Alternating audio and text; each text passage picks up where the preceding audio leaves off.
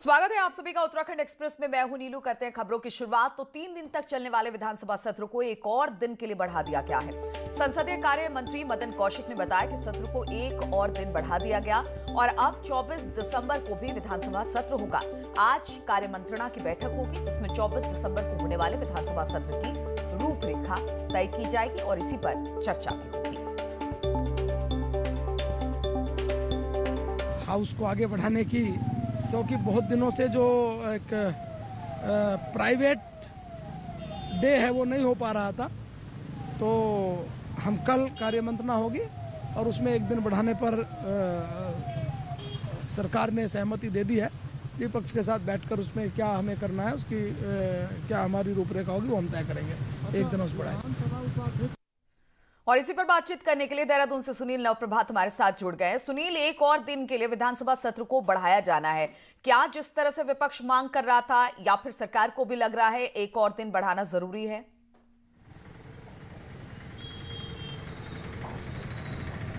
देखिए, सरकार का जो बिजनेस था, जो सरकार के अपने उद्देश्य थे, वो तो लगभग कल हमने देखा कि अनुपूरक बजट भी पास हो गया। तमाम जो प्रश्नकाल थे, जो विपक्ष के मुद्दे थे, उन पर भी डिस्कस हो गया।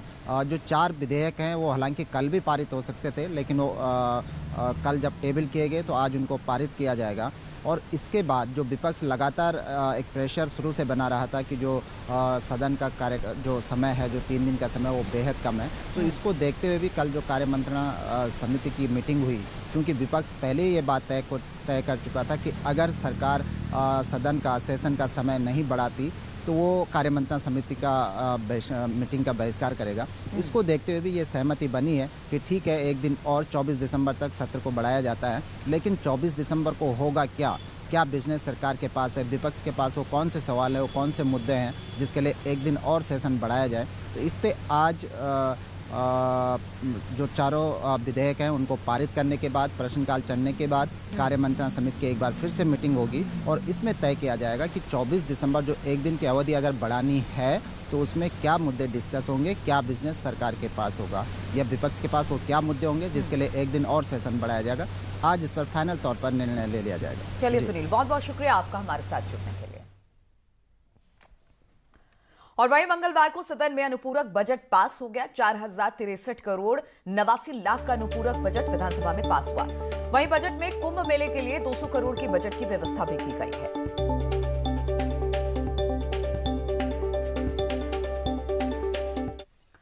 और विधानसभा सत्र का दूसरा दिन हंगामेदार रहा, तो विपक्ष के हंगामे के बीच सरकार ने अपना कामकाज भी निपटाया और 4 बिल टेबल पर किए।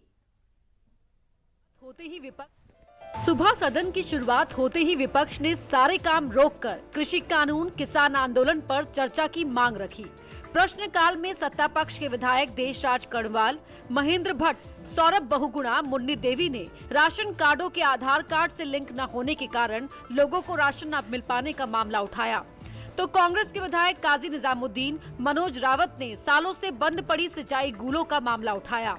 इस पर सिंचाई मंत्री के जवाब से विपक्ष संतुष्ट नजर नहीं आया। सरकार ने इस बीच 4 बिल भी टेबल कर दिए। करीब 3 बजे सदन की कार्यवाही फिर से शुरू हुई तो कृषि और किसान पर जमकर हंगामा हुआ। तो निर्दलीय विधायक प्रीतम सिंह पवार और विपक्षी कांग्रेस ने राज्य में बढ़ती बेरोजगारी का मुद्दा उठाया। सत्ता पक्ष की ओर से कृषि पर कृषि मंत्री सुबोध उनियाल तो बेरोजगारी के मुद्दे पर शासकीय प्रवक्ता मदन कौशिक ने मोर्चा संभाला। काजी निजामुद्दीन ने गन्ना किसानों के बकाया भुगतान तो हरीश धामी ने धारचूला में आई आपदा का मसला उठाया। सदन में कई बार हंसी मजाक के मौके भी आए। मदन कौशिक जब रोजगार देने के मामले में आंकड़े गिना रहे थे तो इंदिरा हृदयेश बोल बैठी कि जिस हिसाब से आंकड़ों में रोजगार दे रहे हो उस हिसाब से तो आप 70 की 70 विधानसभा सीटें जीत जाएंगे। न्यूज़ 18 के लिए देहरादून से सुनील नवप्रभात की रिपोर्ट। और विधानसभा सत्र के दूसरे दिन सदन में अफसरशाही का मुद्दा उठा। मंगलवार को शून्यकाल में नेता प्रतिपक्ष इंदिरा हृदयेश ने अफसरशाही का मामला उठाया, जिसके बाद डिप्टी स्पीकर और अल्मोड़ा से बीजेपी विधायक रघुनाथ सिंह ने भी अल्मोड़ा के डीएम का मुद्दा उठाया और कहा कि डीएम ने अभी तक खेद व्यक्त नहीं किया है। आपको बता दें कि अल्मोड़ा के डीएम नितिन भदौरिया को लेकर रघुनाथ सिंह ने विशेषाधिकार हनन का मामला सदन में उठाया था, जिस पर संसदीय कार्य मंत्री ने कहा था कि डीएम खुद उन्हें फोन कर खेद व्यक्त करेंगे, लेकिन ऐसा कुछ नहीं हुआ। जिसके बाद मंगलवार को मामला फिर से सामने आया, जिस पर विधानसभा अध्यक्ष ने इसे गंभीर मामला मानते हुए मामले में शासन से जांच कराने के आदेश दिए हैं। इन्होंने कलेक्टर को फोन किया सदन के बाद, अरे वो तत्काल संज्ञान लेता क्योंकि उसे डर ही नहीं उसके खिलाफ कोई एक्शन होगा। तो ये बहुत खराब बात है। सभी विधायक सत्ता पक्ष में हो मंत्री तक उन्हें शिकायत होगी। खासकर जिलाधिकारी प्रतिनिधि होता है, जिलाधिकारियों का रवैया उचित नहीं है। डीएम से कहा, डीएम ने पहले दिन तो कहा हाँ ठीक है मैं भेज दूंगा कल, और दूसरे दिन कहने लगा नहीं मैं वहाँ नहीं भेजूंगा। आप अगर आपको बैठक ही करनी है सीडीओ ऑफिस जाइए आप। मैं कहाँ बैठक करूँगा कहाँ नहीं करूँगा, वो कौन है मुझे स्थान बताने वाला। 5 मिनट के लिए सीडीओ ऑफिस में आप आइए, वहाँ बैठक करेंगे। मैंने कहा वहाँ नहीं आऊँगा, जहाँ मैं बुला रहा हूँ वहाँ उनको भेजिए, तो वो नहीं आया वहाँ। इसकी जांच चीफ सेक्रेटरी को दे सकते हैं कि क्या विषय हुआ, डीएम की कहाँ गलती रही, डीएम की गलती की जांच करके वो बताएं। तो माननीय अध्यक्ष जी ने भी कहा कि उसमें शासन को संज्ञान में लाए, कि शासन को कहा है कि आप इसकी तत्काल विधिवत रूप से और इस पर उचित कार्रवाई करें। और मुख्यमंत्री त्रिवेंद्र सिंह की बात करें तो अब वो पूरी तरह से स्वस्थ है। मंगलवार को उन्होंने अपने आवास पर फाइलों को सैनिटाइज कर काम किया। अब सीएम का कोरोना टेस्ट 1 से 2 दिन के अंदर कर दिया जाएगा। स्वस्थ है। आज वो थोड़ी देर के लिए सत्र में भी जुड़े थे और भगवान जल्दी उनको बिल्कुल स्वस्थ करके नेगेटिव आने के बाद वो हमारे बीच में काम करेंगे। और राजधानी देहरादून में एक मृतक महिला की करोड़ों की जमीन को भूमाफियाओं ने हड़प लिया। इसके लिए भूमाफियाओं ने दूसरी महिला को खड़ा कर 70 लाख रुपए की जमीन बेच डाली। पूरा मामला देहरादून के मसूरी इलाके का है, जहां पर हरियाणा की रहने वाली मृतका प्रेमा देवी के नाम की जमीन को 1 करोड़ में बेच डाला। मामला तब प्रकाश में आया जब खरीदार ने जमीन के 70 लाख देने के बाद दाखिल खारिज करने पहुंचा तो पता चला कि प्रेमा देवी जिसके नाम पर जमीन है उसकी मौत तो 3 साल पहले ही हो चुकी है। वहीं मामले में पुलिस ने 2 लोगों को गिरफ्तार किया है, जबकि फ्रॉड से जुड़े अन्य लोग भी इस वक्त फरार चल रहे हैं। अब ये बात जब बाहर जाएगी मीडिया के माध्यम से या अन्य माध्यमों से, तो जरूर हो सकता है कुछ औरों के साथ भी इन्होंने ऐसा चीट किया हो। तो जितने लोग आते रहेंगे हम अपनी विवेचना में शामिल करना हो या नई एफआईआर करनी, जो भी लीगली सही होगा उस हिसाब से आगे बढ़ेंगे। और खबर देहरादून से लेते हैं, जहां पर उत्तराखंड एसटीएफ को बड़ी कामयाबी हाथ लगी है। एसटीएफ ने पश्चिमी उत्तर प्रदेश से जब्बर गैंग के सदस्य कपिल को गिरफ्तार किया है। बताया जा रहा है कि कपिल लंबे समय से देहरादून के सहस्त्रधारा रोड स्थित अपार्टमेंट में रह रहा था।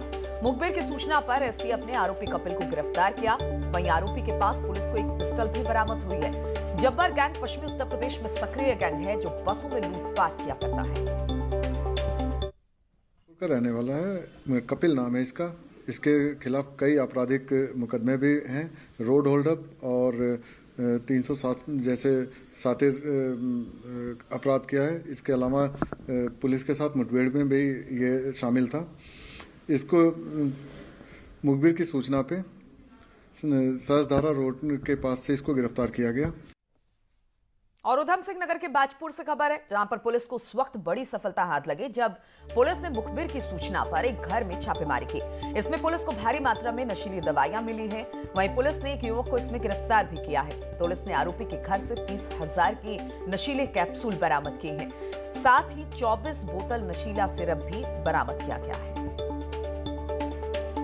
संजय मेहंदी रत्ता, इन्होंने अपने घर में बहुत सारी नशीली दवाइयाँ रखी है और ये वहीं से उसका बिजनेस करते हैं। तो पुलिस ने इसकी एक मतलब खासियत है कि एक यूनिक टीम बनी, संयुक्त टीम बनी, जिसमें तहसीलदार इन्वॉल्व थे, ड्रग इंस्पेक्टर्स इन्वॉल्व थे और पुलिस की टीम इन्वॉल्व थी। एक जॉइंट ऑपरेशन हुआ और बहुत सारा नशे की दवाइयाँ और बोतल्स बरामद की गई। और खबर पौड़ी से है, जहां पर जिला पंचायत में अनियमितता का मामला सामने आया है। बताया जा रहा है कि दुकानों के लाइसेंस के लिए अवैध तरीके से वसूली की जा रही है। इसकी शिकायत एक व्यापारी ने एडीएम से की और आरोप लगाया कि लाइसेंस के नाम पर उससे पैसे मांगे गए। वही मामला सामने आने के बाद एडीएम ने इसे गंभीरता से लिया और कार्रवाई की बात कही है। 1200 रुपये है, 500 रुपये एक्स्ट्रा लगेगा। तो मैंने उसको 2-3 चीज़ें पूछी। मैंने कहा कि आपको वेतन नहीं मिलता क्या? उसने कहा बड़े बाबू से बात करिए। मैं बड़े बाबू के पास गया तो बड़े बाबू ने कहा अगर लेना है तो 1700 रुपये पड़ेंगे, नहीं तो आपको कोई लाइसेंस नहीं दिया जाएगा। इनके द्वारा बताया जा रहा है कि उसका खुद का कहना है कि सभी से 18 लोगों से कल भी उसने 500 रुपये लिए हैं, जिससे एक घोर वित्तीय अनियमितता का और भ्रष्टाचार का मामला सामने आता है। एसडीएम जो पौड़ी हैं उनको ये जांच दी जा रही है। यदि इस प्रकार से हुआ है, निलंबित करने की कार्रवाई संस्तुति करें। और कुंभ मेला प्रशासन के अधिकारियों और अखाड़ा परिषद के अध्यक्ष महंत नरेंद्र गिरी महाराज को मंगलवार को सभी अखाड़ों में जाकर कुंभ कार्यों का निरीक्षण किया। महंत नरेंद्र गिरी ने बताया कि विधिवत तरीके से मेला संपन्न होगा और इसके साथ ही मेला क्षेत्र में टेंट भी लगेंगे और जमीनों का अलॉटमेंट भी किया जाएगा, जिसे लेकर मुख्यमंत्री त्रिवेंद्र रावत से फोन पर बातचीत हुई है।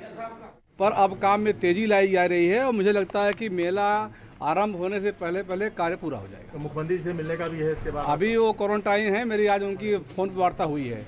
अब वो मैंने उनसे कहा है कि आप मेला अधिकारी महोदय को निर्देश दें कि भूमि का आवंटन शुरू कर दें। कि हम लोग आशावादी हैं, निराशावादी नहीं है, पहली बात। इसलिए इसमें विश्वास रखता हूं कि उम्मीदों से अधिक अच्छा सुंदर कुंभ मेला निश्चित होगा, इसमें कहीं कोई संदेह और निराशा न किया जाए। और पहली बार देहरादून के drop out girls anganwadi workers को महिला बाल विकास विभाग कंप्यूटर की ट्रेनिंग दे रहा है। इससे वो डिजिटल मोड में काम करना शुरू कर दें।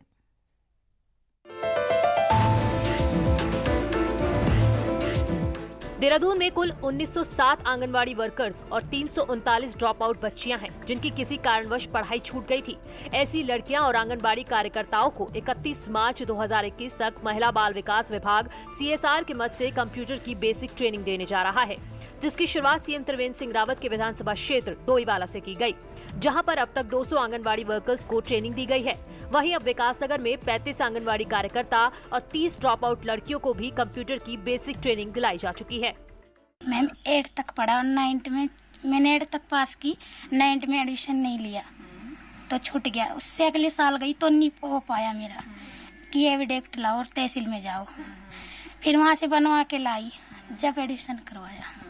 तो यहाँ आते हुए कितने दिन हो गए और क्या कुछ समझ में आया, यहाँ पे क्या कुछ सीखा? यहाँ पे आए 13 दिन हो गए और हमने यहाँ पे बहुत कुछ सीखा। ये ट्रेनिंग महिला बाल विकास विभाग एक NGO की मदद से करवा रहा है। लोग को यहाँ पे भी 2 वीक्स के आसपास हो गया है और हमारा मकसद ये है कि जो आंगनवाड़ी है, हम लोगों ने पहली बार आंगनवाड़ी को यहाँ पे जोड़ा है। तो जो बेसिक डॉक्यूमेंटेशन का काम होता है, चाहे वो कोई लेटर टाइप करना हो या फिर कोई भी किसी भी तरह की डॉक्यूमेंटेशन हो सकती है। क्योंकि लॉकडाउन के कारण आंगनवाड़ी केंद्र भी बंद हैं और विद्यालय भी बंद हैं, इसलिए हम लोगों ने ये विचार किया कि CSR में जो संस्थाएं हमारी काम कर रही हैं उनके साथ सहयोग करके उनसे हम सहयोग लेकर के आंगनवाड़ी वर्कर्स के लिए और ड्रॉप आउट गर्ल्स के लिए हम कंप्यूटर की बेसिक ट्रेनिंग शुरू किया। विभाग की तरफ से आंगनबाड़ी वर्कर्स को स्मार्ट मोबाइल फोन दिए गए, लेकिन कई महिलाओं को चलाने ही नहीं आए। अब कंप्यूटर की ट्रेनिंग के बाद इन महिलाओं में न सिर्फ आत्मविश्वास बढ़ेगा, बल्कि नई तकनीक को भी वो जान पा रही हैं। देहरादून से न्यूज़ 18 के लिए भारती सकलानी की रिपोर्ट। और ब्रेक के बाद अब बात कोरोना की करें तो प्रदेश में कोरोना के 611 नए मामले सामने आए हैं। वहीं बीते 24 घंटे में 13 कोरोना संक्रमितों की मौत हो गई है। उत्तराखंड में एक्टिव केस की संख्या 5,500 के पार पहुंच गई है। देहरादून में 237, नैनीताल में 101 नए मामले सामने आए हैं।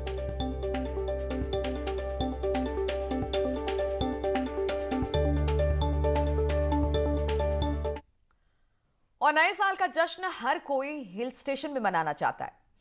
31 का काउंटडाउन भी शुरू हो गया है, लेकिन इस बार इस जश्न पर भी कोरोना का साया अभी से दिखने लगा है। नए साल के जश्न की तस्वीरें गुजरे साल की जरूर हैं, लेकिन इस बार शायद ही ऐसी तस्वीरें देखने को मिले। कोरोना के बढ़ते संक्रमण के चलते इस बार क्रिसमस और नए साल को लेकर कारोबारियों में कोई उत्साह नहीं, तो होटल में भी बुकिंग की कमी से कारोबार प्रभावित हुआ है। 15 दिसंबर तक होने वाली बुकिंग पहले ही कैंसिल हो गई थी। कारोबारी अब क्रिसमस और न्यू ईयर से ही आस लगाए बैठे हैं। क्रिसमस के बाद वाला जो नव वर्ष का जो सीजन होगा उसमें उतनी तेज़ी देखने को नहीं मिलेगी। साथ ही साथ जो शासन और प्रशासन द्वारा नैनीताल के दोनों एंट्रेंस में जो कोविड की जांच की बात कही गई है, उससे भी थोड़ा सा पर्यटक डरा हुआ है। इसमें मुझे ऐसा लगता नहीं है कि पर्यटन ज़्यादा नैनीताल का बढ़ेगा, लेकिन संभावनाओं पर और उम्मीदों पर पर्यटन कायम है, तो उम्मीदें हमने भी रखी हुई हैं। अनलॉक के बाद से पर्यटन कारोबार में थोड़ी बढ़ोतरी हुई जरूर थी, लेकिन कोरोना की दूसरी लहर के बाद फिर से कारोबार प्रभावित होने लगा। हालांकि नैनीताल आने वालों का जिला प्रशासन कोविड टेस्ट करने की बात जरूर कर रहा है, लेकिन पर्यटन को भी ध्यान में रखा जा रहा है।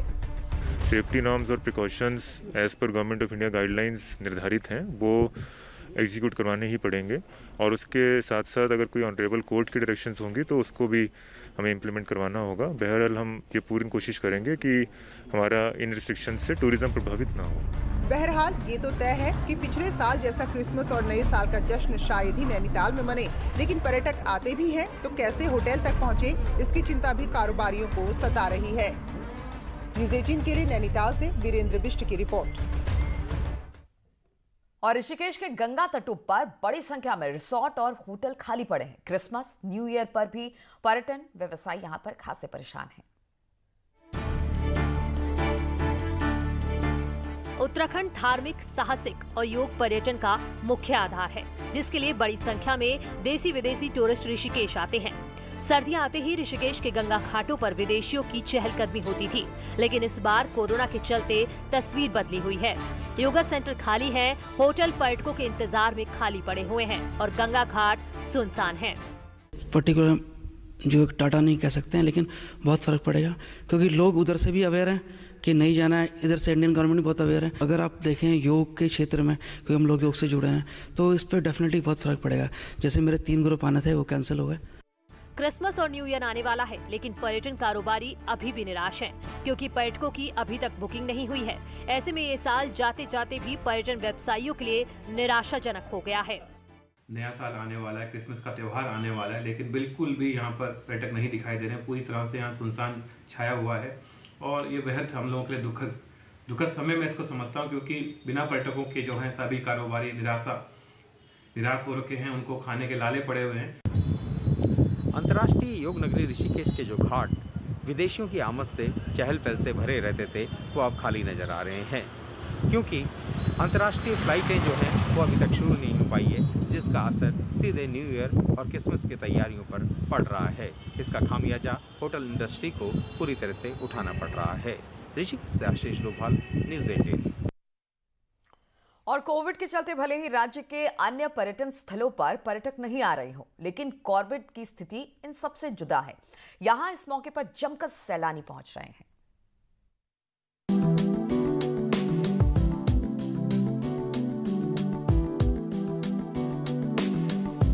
कॉर्बेट पार्क के पर्यटन व्यवसायियों की बांछें इन दिनों खिली हुई हैं। यहाँ क्रिसमस और नए साल के जश्न के लिए बड़ी संख्या में पर्यटक पहुँच रहे हैं, जिसके लिए रिसोर्ट्स और होटल भी खूब सजाए जा रहे हैं। जैसा कि अभी का सिनेरियो है, हमें लग रहा था कि इतना बड़ा कोविड, इतनी बड़ी महामारी चल रही है, हमें उम्मीद नहीं थी कि इस वक्त इतना क्राउड कॉर्बेट में आ सकता है। बट जहाँ तक अभी मेरे को दिख रहा है कि न्यू ईयर और क्रिसमस ऑलमोस्ट प्रॉपर्टियाँ पैक हो चुकी हैं सर। इन सब के बीच यहाँ इन दिनों के लिए कॉर्बेट पार्क में भी बुकिंग भी फुल हो चुकी है। कॉर्बेट प्रशासन भी पर्यटकों की सुविधा में कोई कमी नहीं रखना चाहता है। अभी 25 दिसंबर और जो 1 जनवरी है उसके आसपास की जो कॉर्बेट टाइगर रिजर्व की बुकिंग है वो ऑलमोस्ट 100% हो चुकी है। जो पर्यटन सत्र अभी चल रहा है उसमें पर्यटक जो है काफ़ी संख्या में आ रहे हैं। इस साल कोविड के बीच मनाए जा रहे इन जश्नों में पर्यटन कारोबारियों की आशा से ही अधिक पर्यटक पहुंच रहे हैं, जो लॉकडाउन से पस्त हो चुकी इस इंडस्ट्री में नई जान फूकेंगे। न्यूज़ 18 के लिए रामनगर से गोविंद पाटनी की रिपोर्ट। क्रिसमस और न्यू ईयर सेलिब्रेशन के लिए अगर आप देहरादून आने का प्लान बना रहे हैं तो आप यहां पर होटल, रेस्टोरेंट, बार, किसी भी तरह के न्यू ईयर सेलिब्रेशन या फिर क्रिसमस पार्टी में शामिल नहीं हो पाएंगे। देहरादून जिला प्रशासन ने कोविड-19 को देखते हुए सार्वजनिक पार्टियों को बैन कर दिया है, यानी पार्टी के शौकीनों को बड़ा झटका लगा है। तो इन तमाम खबरों के साथ इस बुलेटिन में फिलहाल इतना ही। रुकेंगे छोटे से ब्रेक के लिए, लेकिन ब्रेक के बाद भी लगातार खबरों का सिलसिला जारी बनाइए और हम तक पहुंचाइए और घर बैठे बनिए